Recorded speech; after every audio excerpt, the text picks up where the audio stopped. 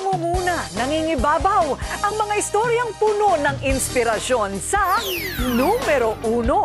Ito ang programang salamin ng inyong mga kwento, nagdadala ng malalaking balita mula sa maliliit na buhay. Ako si Corina at ito ang Rated K. Sa hirap naman nagmula ang 27 anyos na si Warren Trinidad.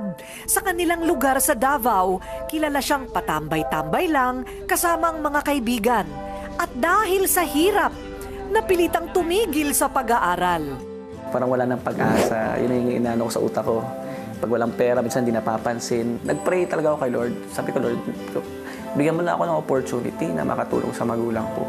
Gusto ko rin patunayan sa kanila na meron din akong silbi. Tulad ni Drex, ang pag-aahente ang nakita ni Warren na paraan para mapaganda ang buhay ng pamilya. Nilalakad ko yun, 6 to 7 kilometers every day. Laman ng bulsa ko, 20. Kain ko sa isang araw, isang beses lang. Pero malakas ang kagustuhan ni Warren na maging numero uno sa pinili niyang trabaho. Naabot ni Warren ang 1 milyong benta sa kumpanya at bilang numero uno, narating niya ang ibang bansa na dati pinapangarap lang. Yung pangarap na pinahawakan ko talagang hinawakan ko na walang ibang magsasabi dyan na hindi ko kaya yan, kundi ako lang din.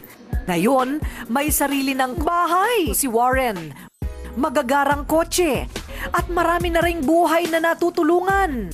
Para kina Warren at Drex, walang imposible kung gugustuhin talagang umasenso. At nang mabigyan sila ng pagkakataong maging numero uno sa buhay, hindi nila talaga ito pinalampas.